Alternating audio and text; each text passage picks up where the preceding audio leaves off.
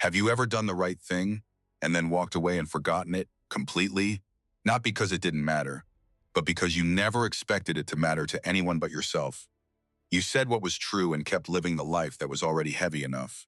What if the moment you forgot was the moment that built someone's entire life? In June of 2002, a 19-year-old girl stood before a police officer at a flea market in Vine City, Atlanta, and spoke 3 sentences that changed a stranger's future. She was not protected. She was not positioned to lose nothing. She said what was true and walked away and never learned his name. He never forgot hers.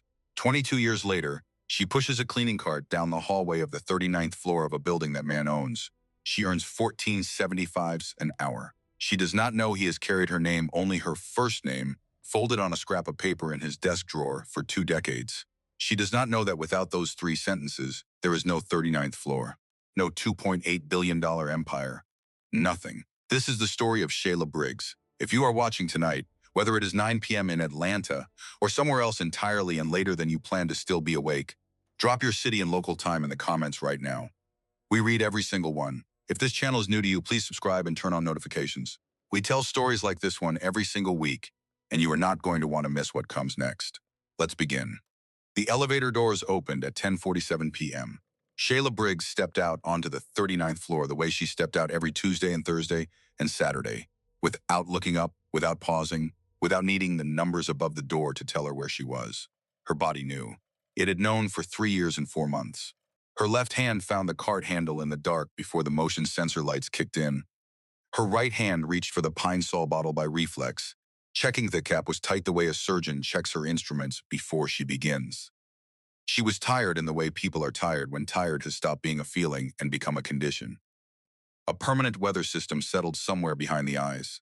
The 39th floor of Meridian Center on Peachtree Street, NW, smelled like recycled air and expensive carpet and the faint ghost of someone's cologne that had been there since at least Thursday. The offices up here were different from the ones below. Below the 20th floor, the companies left paper everywhere. Printer trays overflowing coffee cups, forgotten on windowsills, the small chaos of people who stayed late because their workload demanded it. Up here, the were clear. The surfaces were clean before she arrived. It was the kind of floor where everything unnecessary had already been removed before the end of business, which told her everything she needed to know about the people who worked here. She started with the hallway glass. The floor-to-ceiling windows ran the length of the east side, and from up here Atlanta spread itself out below, like something that didn't know it was being watched. The lights of Midtown, the curve of the connector, a plane descending toward Hartsfield-Jackson, its blinking red light moving slow and deliberate against the dark. Shayla had looked at this view maybe 400 times, and it still did something to her chest she couldn't name. Not longing exactly, not envy, something quieter than both. She dragged the squeegee across the glass in long, even strokes, top to bottom, overlapped by 2 inches, no streaks. The city slid past the blade and came back clean. Her phone said 11:09 p.m. when she moved into the main office suite. Shayla Briggs was 41 years old. She had been cleaning this building since the week after her previous job. A school cafeteria on Donald Lee Hollowell Parkway had cut overnight staff without notice and without severance. That was 3 years and 4 months ago. Before the cafeteria, there had been a hotel on Cortlandt Street. 7 years of buffing marble floors and folding towel swans that guests unfolded and dropped on the bathroom tile without a second thought. Before the hotel, there had been a factory outside Mableton that made industrial gaskets and paid $11.20 an hour and smelled of rubber and machine oil so deeply that she could still catch a trace of it sometimes when the weather was a certain way. She earned $14.75 an hour at Meridian Building Services, the contractor that held the cleaning contract for the tower. 47 hours a week on average, though the schedule called it 40, and the extra 7 were called flex time. And flex time was called voluntary, and voluntary meant that if you didn't show up for it, you were not fired. Exactly. But you were the first name on the list when shifts needed to be cut. She had done the math more times than she could count, the way certain people do the math at night when the apartment is quiet and the numbers won't cooperate.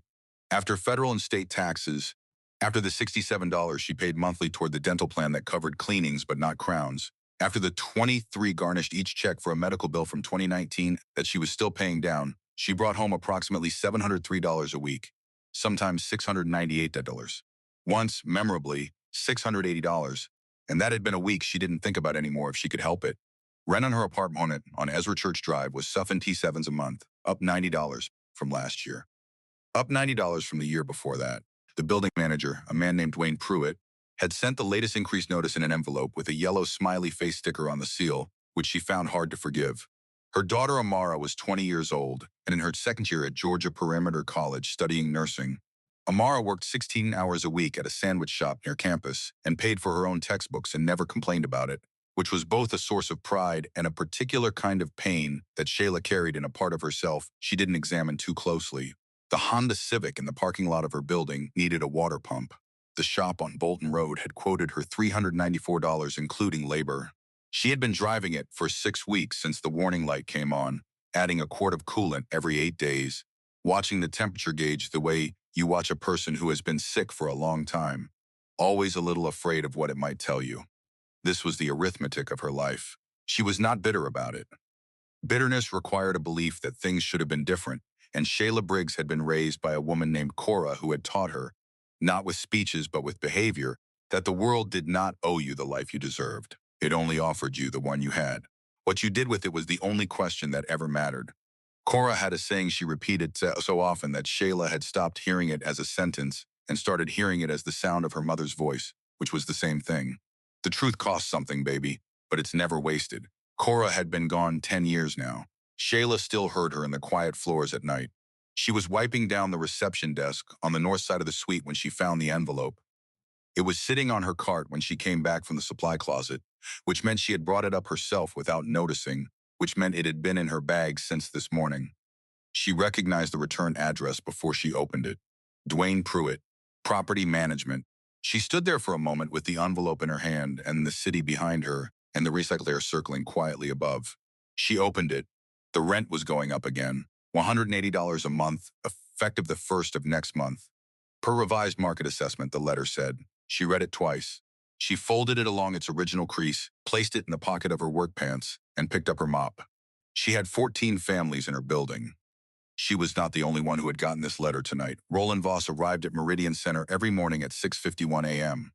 Not 6:50, not 7. The precision was not affectation. It was the residue of a life built in increments so small that rounding them off had always felt like the first step toward losing everything.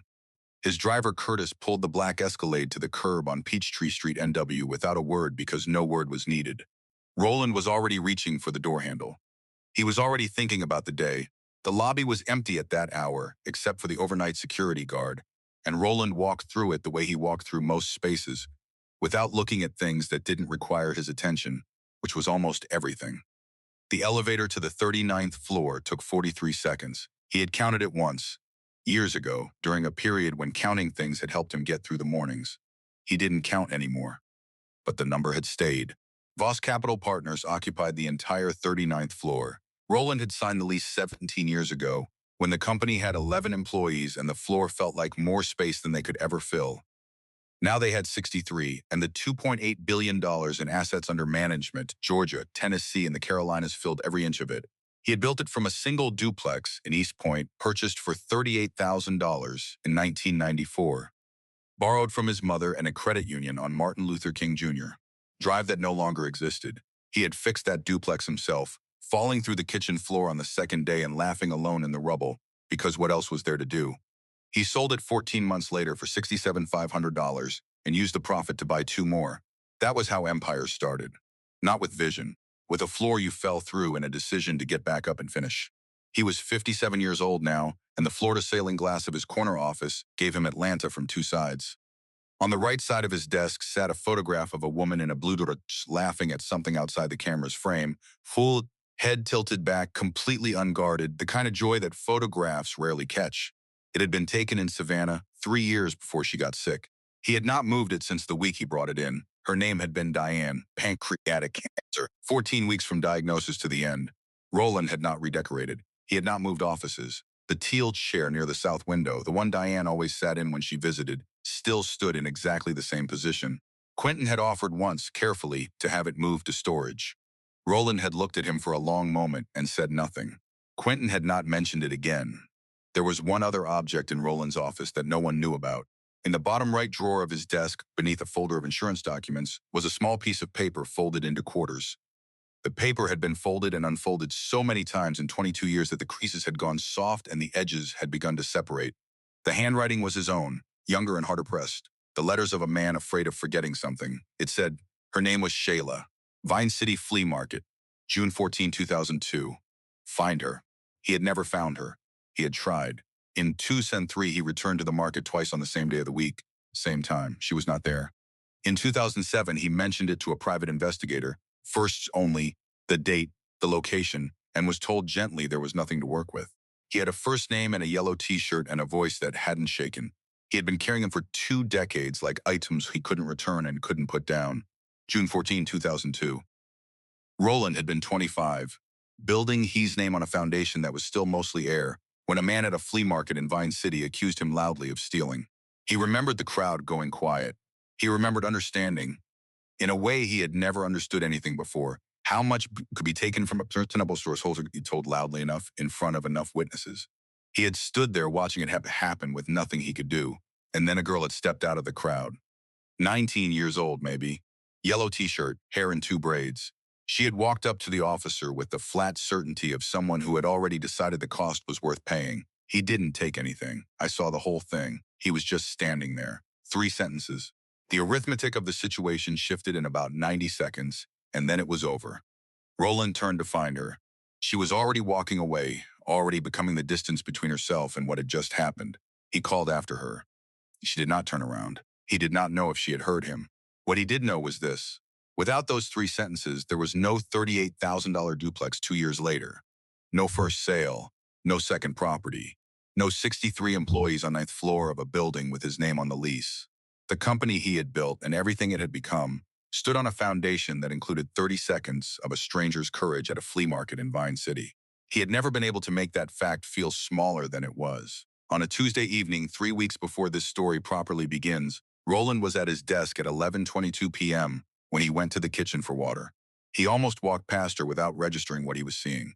A woman pushing a cleaning cart toward the supply closet, her back to him, tall, moving with the unhurried efficiency of someone who had done this route hundreds of times. There was something in the straightness of her posture, the absence of apology in it, that made him slow his pace without knowing why. He stood in the hallway for a moment. She turned the corner and was gone. Roland stood there for 4 seconds. Then he got his water, walked back to his office, and sat down at his desk. He looked at Diane's photograph. He looked at the teal chair. Then, almost without deciding to, he opened the bottom right drawer and took out the folded piece of paper. He held it without opening it. He knew what it said. He put it back, closed the drawer, and returned to his work. He did not sleep well that night. He would not sleep well for the next 3 weeks. Shayla mailed the letter on a Wednesday morning at 7:23 a.m. She had written it over 3 at the kitchen table after Amara had gone to bed and the apartment was quiet enough to think. The first draft had been angry. She threw it away. The second had been careful in the wrong way, hedged, apologetic before anyone had asked. She threw that one away too. The third draft was just the facts. The dates the heat had stopped working. The 4-unit numbers with mold on the bathroom ceilings, each one documented with photographs taken on her phone. The names of 3 families who had submitted written maintenance requests to Dwayne Pruitt's management office and received no response in over 60 days. The name of the family on the 2nd floor whose child had been treated twice at Grady Memorial Hospital for respiratory issues that the attending physician had noted, in writing, were consistent with prolonged mold exposure in the home environment. She signed her full name, address and unit number. She knew what signing it meant. Pruitt was not a man who forgot slights. She had watched him for 3 years, the way he smiled at tenants in the parking lot and raised their rent the following quarter, the way he fixed what inspectors could see and ignored everything they couldn't. She was not under any illusion about the proportions here. But there were 14 families in that building, and the child on the 2nd floor had been coughing since October. And the kind of person Shayla Briggs was did not let those 2 facts sit in the same chest without doing something about it. She dropped the envelope into the blue mailbox on Donald Lee Hollowell Parkway, heard it land at the bottom, and walked to the bus stop. The number 71 came at 7:41 a.m. She got on, found a window seat, and watched Atlanta move past the glass in the early morning, unhurried, still deciding what kind of day it wanted to be. She did not think about the letter anymore. It was gone. It was out of her hands and out of her control, and it was the only thing in the world she could say that about right now. Her shift at Meridian Center started at 10 p.m. that night. She moved through the 39th floor suite with the practiced efficiency of someone who had learned to make the work invisible, which was the whole point of the work.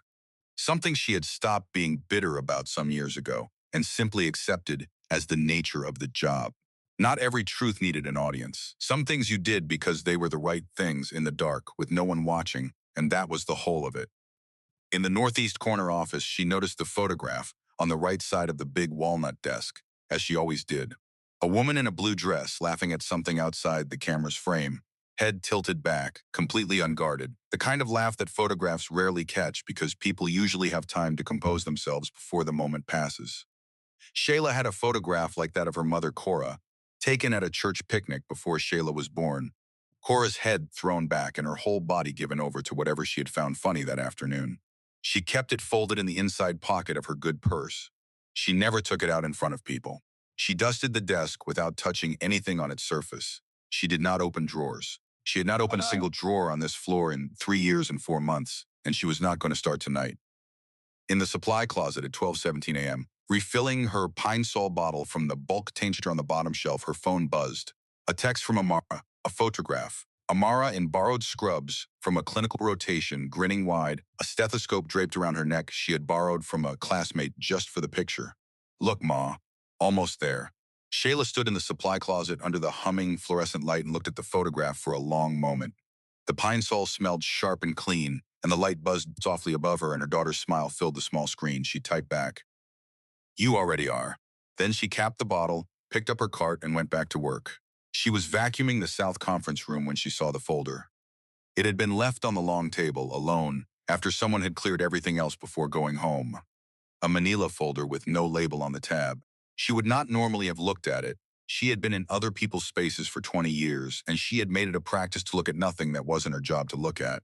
But it had slid to the edge of the table, and she needed to move it to vacuum underneath. And when she lifted it, the top page shifted, and she saw, before she could look away, a name she recognized. Pruitt Property Group, LLC. Proposed acquisition partner, Voss Capital Partners, Retail Corridor Expansion, Phase 3. She stood with the folder in her hand and the vacuum running at her feet. This was not a private letter. This was not a family photograph. This was a business arrangement in which Dwayne Pruitt, the man who had ignored 4 mold complaints, skipped 61 days of maintenance requests, and raised 14 families' rent with a smiley face sticker on the envelope, was being considered as a partner by the company whose floors she cleaned every single night. She read the cover sheet. She read the executive summary beneath it. She set the folder back on the edge of the table in exactly the position she had found it. Then she switched the vacuum back on and finished the baseboard. She thought about it for the rest of the shift. She thought about it on the bus home in the gray early morning light. She thought about the 14 families. She thought about her mother, who had said to her once that there were 2 kinds of hard in this world. The hard of doing the right thing and the hard of living with yourself after you decided not to. She had already mailed 1 letter this week. By the time she unlocked her front door and took off her work shoes at the threshold, she had decided to write another. Quentin Fields read the second letter on a Thursday morning at 8:14 a.m. It had come through the building's internal compliance inbox, the anonymous reporting channel that Voss Capital had established 4 years ago at their legal counsel's recommendation. He read it twice. Then he walked to Roland's office, knocked once, and set the printed letter on the desk without explanation. Roland picked it up. He read it the way he read things that mattered, not scanning, but moving through each sentence as if the words might mean something different if he went faster than they were meant to be read. The letter described 4 units with documented mold. A child treated twice at Grady Memorial for respiratory complications consistent with prolonged mold exposure. 61 days of ignored maintenance requests. Rent increases that correlated, in every recorded instance, with the submission of complaints. It was not angry writing. It was precise and sequential and entirely without drama, the writing of someone who had sat down 3 times to get it right. At the bottom, a name, Shayla Briggs. Unit 4, 1847 Ezra Church Drive. Roland set the letter down. "Pull everything we have on Pruitt Property Group, all of it." Quentin said, "Pulled." He placed a folder on the desk. "The inspection reports are clean, but they're all exterior facing. Nobody went inside the residential units. The references are from commercial clients only." He paused. "The woman who wrote this, she's on our cleaning staff, floor 39. Roland looked up. Quentin had worked with him for 9 years. He had watched Roland absorb bad news about deals worth hundreds of millions without changing expression. Now he was watching something different move across Roland's face, not shock exactly, not recognition exactly, something between the two. "Briggs, Roland's not a question." Night shift. 3 years and 4 months on this floor. Quentin waited. Do you know her? Roland looked at the name at the bottom of the letter for a long time. Then, pull the Pruitt deal off the table by end of day. Quentin pulled it. For 3 days, Roland said nothing more about Shayla Briggs. He worked his usual hours, took his usual calls, was present and precise in every meeting. But Quentin had known him long enough to recognize the difference between a man fully in the room and a man with something important running in the background. On Wednesday, the lunch Quentin had ordered sat untouched on the corner of the desk until 6 p.m., when Quentin quietly removed it. On Thursday evening at 11:34 p.m., Roland was at his desk when he heard the cart in the hall. He had been hearing it for 3 weeks without fully admitting to himself that he was listening for it. The specific sound of the wheels, a slight catch on the left that made a rhythm, 3 smooth rotations and 1 heavier. He had noticed it the same night he noticed the woman pushing it. He stood. He walked to the doorway and looked down the hall. She was at the far end, moving toward the supply closet, her back to him. He watched for a moment, the straightness of the posture, the unhurried quality of the movement. He was 57 years old now, and she had been 19 in June of 2002, and 22 years was a long time. He had no certainty. He only had the posture. And her name at the bottom of a letter that had been written 3 times. Ms. Briggs. She stopped. She turned slowly. She looked at him down the length of the hall with an expression that was polite and carefully neutral. I'm Roland Voss. Do you have a few minutes? She looked at the cart, then back at him. Yes, sir. She left the cart and walked toward him. She entered the office the way people enter spaces not built for them, taking up the minimum necessary room, her eyes moving once, quickly, across the desk and the photograph and the teal chair before settling on him. She sat across the desk with her hands in her lap and her back straight and waited. He said, I want to thank you for the letter about the Pruitt property. We've pulled that acquisition. The due diligence should have caught what you described. I'm sorry it didn't. She said, there are 14 families in that building, Mr. Voss. I just wanted someone to know. I know. He looked at her. Can I ask you something? She waited. Your mother, he said. Did she have a saying about the truth? Something she repeated? The room went very quiet. She looked at him the way people look when their thoughts have made a turn they did not expect. Where did you hear that? She said. He reached into the bottom right drawer of his desk.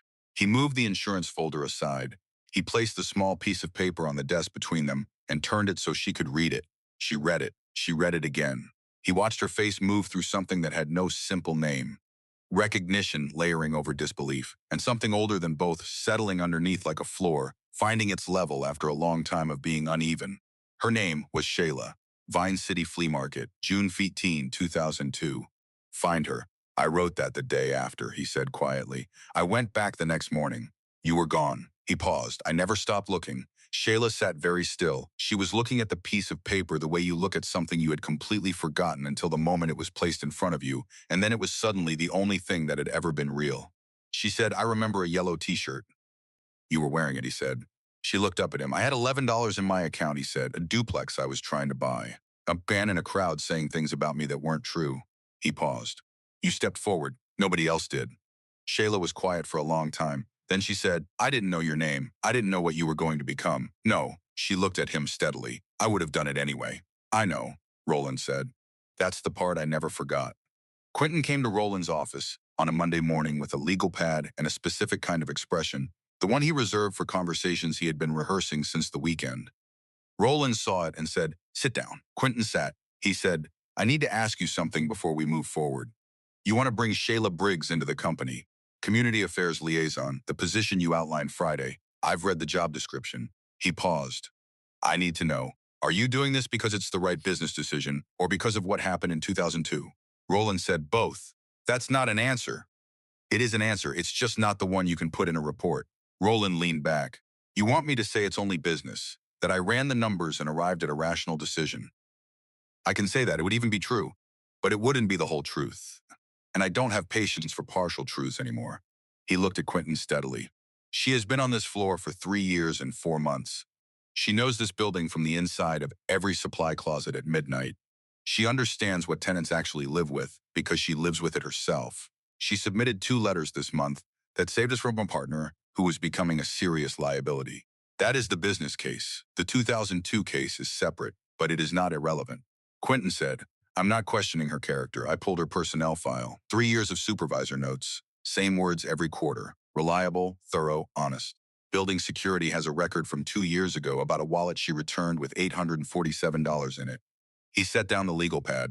I'm questioning you. You lost, Diane. You postponed your cardiac appointment again. I checked with your doctor's office because I was worried. 43 people depend on your judgment staying clear. I just need to know your head is in the right place. Roland looked at him for a long moment. I appreciate that you checked, he said. I mean that. He was quiet. Quentin, I have been carrying a piece of paper in my desk for 22 years with one instruction on it. Find her. I found her. She was cleaning my floors. She wrote 2 letters with her real name signed to both of them because 14 families needed someone to speak. My head is exactly where it needs to be.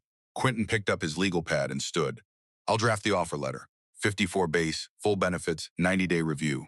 Roland said $57,000. Quentin wrote it down without comment.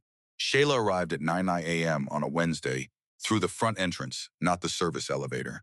She wore a gray blazer over a dark blouse that she pressed the night before. The iron cord stretched across the kitchen because the ironing board had been broken for 4 months. Her shoes were the black ones she kept for church. She had told Amara only that she had a meeting, not what kind, because she did not yet fully believe what kind it was herself. Quentin met her in the lobby and walked her to the conference room on the north side of the floor, not Roland's office. A deliberate choice. The conference room felt less like a summons. Roland was standing at the window when she came in. He turned, gestured to the chair at the near end of the table, and sat at the head. He slid a single sheet of paper across to her. Community Affairs Liaison, he said. The role sits between our acquisitions team and the communities our projects affect. You would be the person who tells us what we're missing before we miss it. The terms are on the page. She read it. Twice. Her face gave nothing away. She set the paper down. I don't have a degree, I know. I've never worked in an office. I know. She looked at him directly. Mr. Voss, I need to be clear about something. I can't accept a position that's payment for something I did because it was right. That's not how that works. The room was very still. Roland said, you're in this room because you wrote 2 letters in the same week, signed your name to both, and the second one made us pull a deal that would have been a disaster. The 2002 connection tells me your character was always like this. It doesn't create the job. Those are different things. She looked at Quentin, who was watching her with an expression that was careful and genuine, the expression of a man who had asked the hard questions and was still waiting to see if he had asked the right ones. She said, I'll need to give 2 weeks' notice to Meridian Building Services. Of course, and I need it documented that the position was posted, the qualifications were formal, the selection was proper. I don't want anyone looking at this and seeing something it isn't. Quentin made a note. Roland said, done. She looked out the window at the Atlanta skyline, the same view she had been cleaning the glass in front of for 3 years and 4 months. She had looked at it from the outside for so long that looking at it from the inside felt like a language she already knew, but had never been allowed to speak out loud. One more condition, she said. Roland waited. The 14 families. Someone needs to follow up on the housing complaints. Not just pull the deal, make sure the right people act on what's in those letters. Roland said, I forwarded both letters to the City of Atlanta's Office of Housing this morning. She looked at him. She nodded once. Then she picked up the offer letter, folded it along a clean line, and placed it in the inside pocket of her blazer. 2 weeks, she said. 16 months. Shayla Briggs drove to work in a Honda CR-V. It was a 2021 model, purchased used from a lot on Candler Road for $12,400. She paid $2,100 down, money she had saved over 4 months without telling anyone she was saving it. The monthly payment was $187.43. She had calculated this herself on her phone in the parking lot before she signed, and she had felt nothing tighten in her chest afterward. It was the first time in her adult life that had ever been true about a monthly payment. She parked on William Street and walked 2 blocks to Meridian Center in the early morning, through the front doors, past the security desk who knew her by name now and nodded when she came in, into the elevator that still took 43 seconds to reach the 39th floor. She had stopped counting the seconds somewhere around month 3. Some things you stop measuring when they stop being what gets you through the morning. Amara was in her 3rd year at Georgia State, studying nursing, having transferred in the fall when the financial picture had shifted enough that the question was no longer whether but which program. She called on Sundays, the long calls where neither of them said anything important for the first 10 minutes, because the unimportant things were what the call was really about. Shayla kept the photograph on her work desk now. Amara in borrowed scrubs, borrowed stethoscope, the grin that knew something the rest of the world hadn't caught up to yet. Look, Ma, almost there. She was almost there. The work had turned out to be the kind Shayla was built for in ways she hadn't had the language to name before she was doing it. She sat in rooms where decisions were made about buildings and neighborhoods, and she was the person who said, "Here is what the people who live there actually experience. Here is what the maintenance records do not show. Here is what the woman in Unit has been asking them for 11 months, and why it matters to your Phase 2 numbers." She was not always heard. She was sometimes heard late, but she was in the room, and being in the room was not nothing. It was the whole difference between a door that was open and a door that remained closed. In March, the City of Atlanta's Office of Housing completed an investigation into Pruitt Property Group. Dwayne Pruitt's management license was suspended for 90 days pending remediation of 11 documented code violations across 3 properties. The families on Ezra Church Drive received written notice that repairs would be completed within 60 days, or he faced permanent revocation. A neighbor texted Shayla a photograph of the official notice posted in the lobby. She looked at the photograph for a moment, then put her phone in her pocket and went back to work. She did not tell Roland. He had already done his part. The rest had belonged to the process. Roland had the cardiac ablation in February, the procedure he had been postponing for 4 years. He was in the hospital one night. Quentin sat in the waiting room for 6 hours without being asked. Shayla sent a text when she heard, "Praying for you, Mr. Voss." Steady hands and a clear road. He read it in the recovery room with the anesthesia still thinning, the screen soft in the bright light, and asked the nurse for a piece of paper and a pen. He wrote 3 words, folded it, placed it in his coat pocket. He did not mention it to anyone. He was back at his desk in 8 days. On a Thursday afternoon in late April, Roland called her into his office and placed a flat box on the desk between them. She looked at the box. She looked at him. "Open it," he said. Inside, the journal was a picture frame. Inside the frame was a page from the Atlanta 2002, retrieved from the Georgia State University Library archives by a research assistant who had spent 11 days locating the exact issue. The paper was yellowed at the edges, the ink faded to soft gray. In the bottom corner of the local news section, a 4-line item. "Misunderstanding, resigns at flea market Tuesday afternoon. No charges filed." 6 words that had not named anyone. 6 words that had been enough. Below the mounted page in Roland's handwriting, blue ink, the same pressure as the note folded in the drawer for 22 years. The unnamed witness, June 14, 2002. She changed everything. Shayla looked at the frame for a long time. She thought about her mother Cora and the things she always said about truth. She thought about a Tuesday afternoon in June when she was 19 years old, and she stepped out of a crowd and said 3 sentences and walked away and got on with the rest of her life.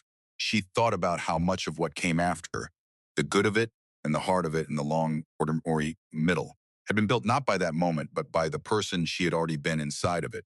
She said, "The 3 words in the recovery room. Quentin told me you wrote something." Roland was quiet for a moment. It said she was right. She picked up the frame and held it the way you hold something that has traveled a long distance to find you. "Thank you," she said. "No qualifications, no, but I need you to know." Just the 2 words, clean and complete. Roland looked at the teal chair by the window, at Diane's photograph on the corner of his desk, at the woman sitting across from him holding a framed newspaper page that had not named her 22 years ago, and now, in the only way that mattered, finally did. Some things take a long time to arrive. They are never the ones you expected. They are always the ones that were already true, waiting for someone to say so out loud. Shayla drove home as Atlanta went gold in the late afternoon light. The frame sat on the passenger seat. At a red light on Joseph E. Lowry Boulevard, she glanced at it. The unnamed witness. She changed everything. She looked back at the road. The light turned green. She drove. This story is fiction. Shayla, Driggs, and Roland Voss are imagined people. But the circumstances that shape their lives are not imagined. They are the daily reality of millions of workers across America who clean the buildings, maintain the systems, and keep this country running from the hours no one sees. According to the U.S. Bureau of Labor Statistics, there are approximately 2.4 million janitorial and building cleaning workers in the United States. Their median annual wage is $34,320. The majority work nights. Most do not receive paid sick leave. A significant portion, particularly those employed through third-party contractors, as Shayla was, are not covered by the same protections that apply to direct employees of the companies they serve. They work inside buildings they could not afford to rent an office in. They are rarely seen by the people whose floors they clean. I wrote this story because I believe that character is not formed by circumstances. It is revealed by them. Shayla did not become the person who stepped forward in Vine City because life had been easy. She became that person in spite of the fact that it had not. And she carried that person into every room, every shift, every letter she signed her name to for the rest of her life. The truth costs something, her mother said, but it is never wasted. I believe that. And I hope, after tonight, you do too. If this story stayed with you, if something in Shayla's life felt close to something in your own, or if you have ever known someone who did the right thing in a quiet place where no one was watching, leave a comment below and tell us about it. We read every single one, and we mean that more than we can say. The comments on this channel have become a community of people who believe that ordinary lives contain extraordinary things. And that belief is what keeps us coming back every week to tell stories like this one. Has there ever been a moment when you told the truth and it cost you something? Or a time when a stranger stood up for you when no one else would, and you never got to say thank you? Maybe you were the one who stepped forward, and like Shayla, you walked away and forgot about it entirely. And maybe somewhere out there, in a desk drawer, or in the back of a quiet mind that never stopped carrying it, someone is still holding a folded piece of paper with your name on it. Still looking, still holding on, still grateful. Tell us your story in the comments below. Drop your city and your local time right now. We look forward to reading every single one. This is a community built on stories like Shayla's, and yours belongs here too. If this video moved you, please give it a like. It takes 1 second and it helps this channel reach people who need to hear stories like this one.